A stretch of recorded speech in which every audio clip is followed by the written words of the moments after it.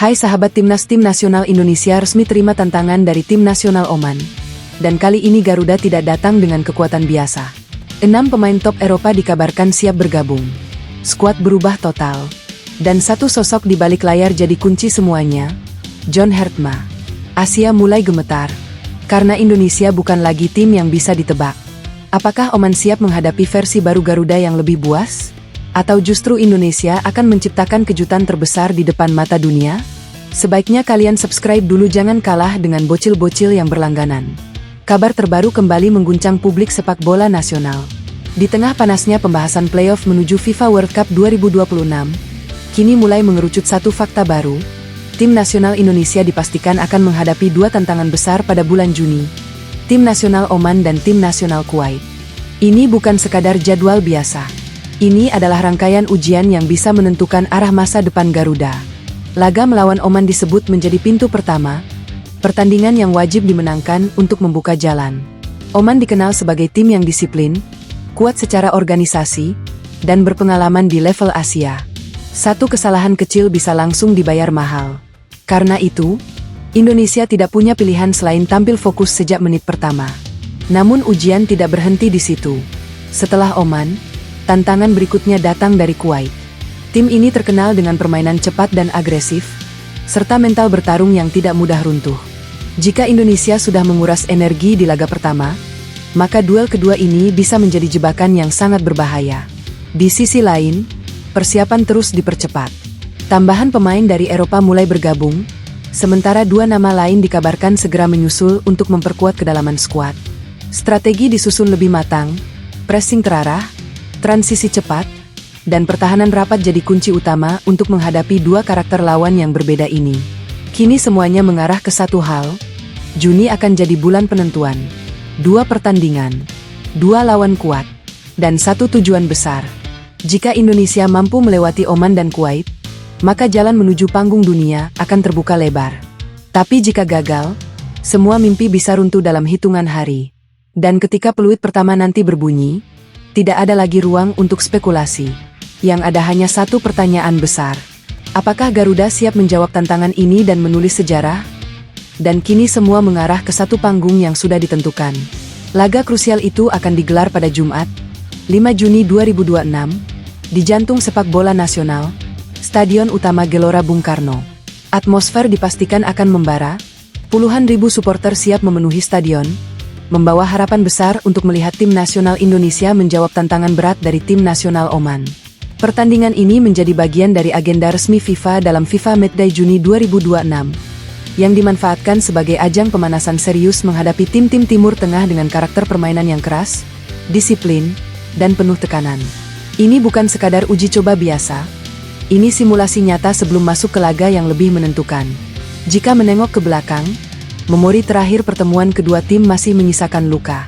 Pada 29 Mei 2021 di Dubai, Indonesia harus mengakui keunggulan Oman dengan skor 1-3. Hasil itu menjadi pengingat betapa beratnya menghadapi lawan dengan kualitas dan pengalaman seperti Oman.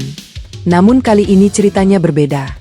Laga ini tidak hanya soal hasil, tapi juga tentang tujuan yang lebih besar, meningkatkan peringkat dunia dan menguji karakter tim di bawah asuhan John Hertma. Hertma ingin melihat sejauh mana timnya mampu bertahan di bawah tekanan, seberapa cepat mereka beradaptasi dengan tempo permainan, dan yang paling penting, apakah mental Garuda sudah siap untuk bersaing di level tertinggi. Semua mata akan tertuju ke Jakarta. Karena di malam itu, bukan hanya pertandingan yang berlangsung, tapi juga pembuktian. Apakah Indonesia benar-benar sudah berkembang, atau masih tertahan oleh bayang-bayang masa lalu? Jawabannya akan terlihat jelas saat peluit pertama dibunyikan di Gelora Bung Karno, dan jelang laga panas itu, kabar yang beredar justru makin membuat tensi naik. Disebut-sebut, John Hertma tidak berhenti hanya dengan beberapa nama. Ia tengah menyiapkan hingga 6 pemain top Eropa untuk memperkuat tim nasional Indonesia di agenda FIFA Matchday Juni 2026 ini. Langkah ini jelas bukan biasa.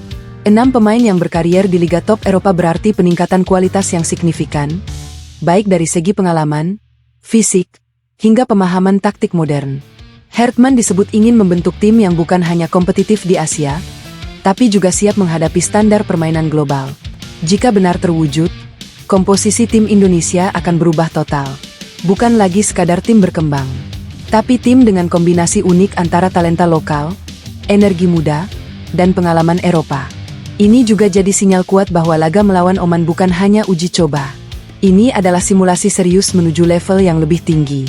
Dengan tambahan kekuatan ini, Indonesia diprediksi bisa bermain lebih berani, menguasai bola lebih lama, menekan lebih efektif, dan tidak lagi hanya bertahan menghadapi tim-tim Timur Tengah. Namun di balik semua itu, tekanan juga ikut meningkat.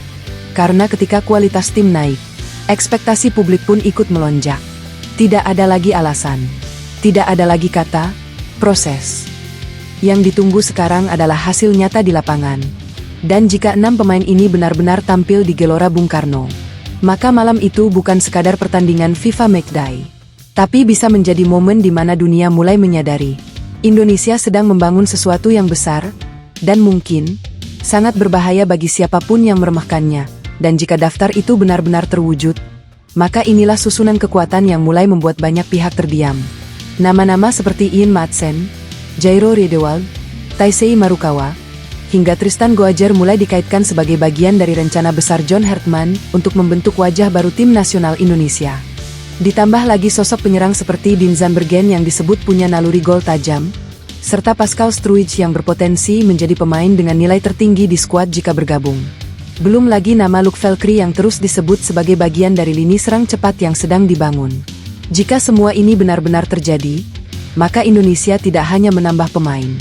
Indonesia sedang mengubah level permainan secara drastis. Bayangkan komposisinya. Lini belakang diperkuat pemain berpengalaman Eropa. Lini tengah diisi pemain dengan disiplin tinggi dan visi bermain modern. Lini depan punya kecepatan, insting, dan variasi serangan. Ini bukan lagi tim yang mudah ditebak. Dan disinilah strategi Hertman mulai terlihat jelas.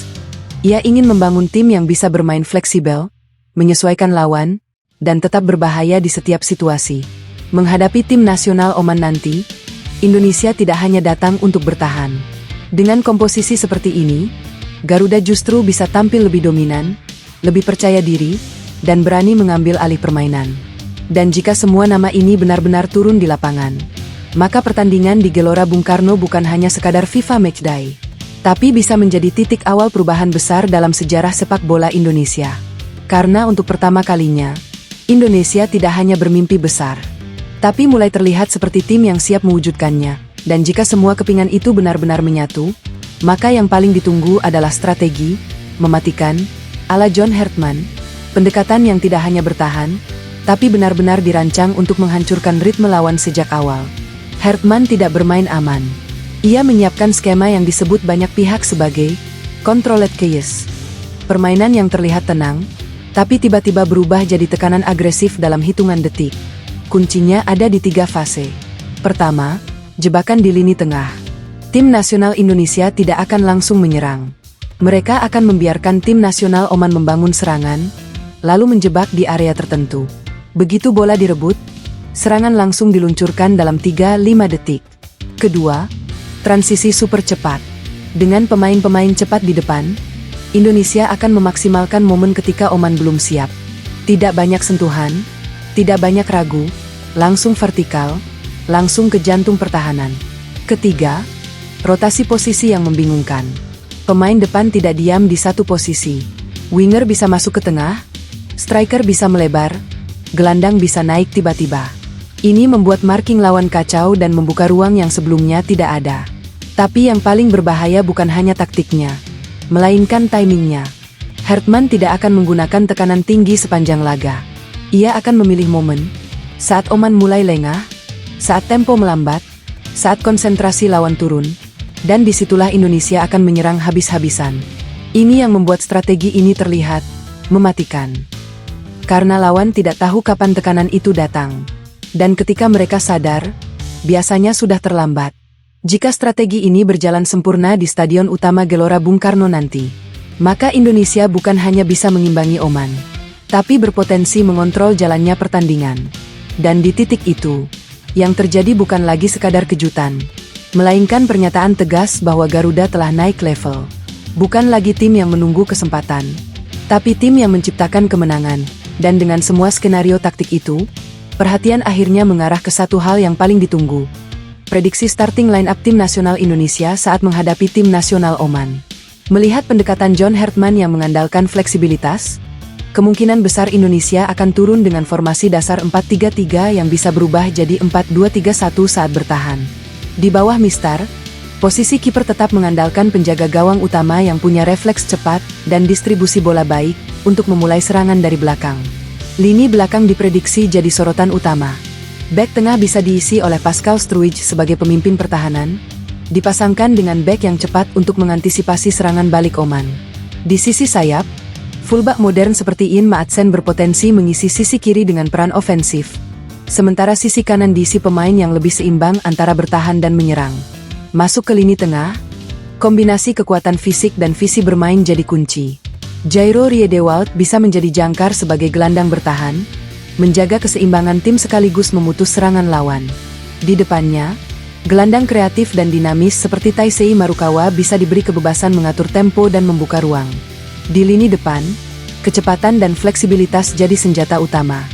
Dean Zandbergen berpotensi jadi ujung tombak, didukung oleh pemain sayap cepat seperti Luke Valkyrie yang bisa menusuk dari sisi dan memanfaatkan ruang kosong.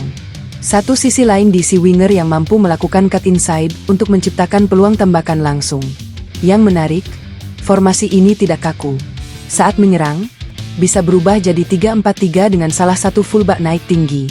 Saat bertahan, turun jadi 4-5-1 yang rapat dan sulit ditembus. Inilah yang membuat pendekatan Herman berbeda. Bukan hanya siapa yang bermain, tapi bagaimana semua pemain bergerak sebagai satu sistem. Dan jika susunan ini benar-benar diturunkan di Gelora Bung Karno, maka Indonesia tidak hanya siap menghadapi Oman, tapi siap mengendalikan jalannya pertandingan sejak menit pertama.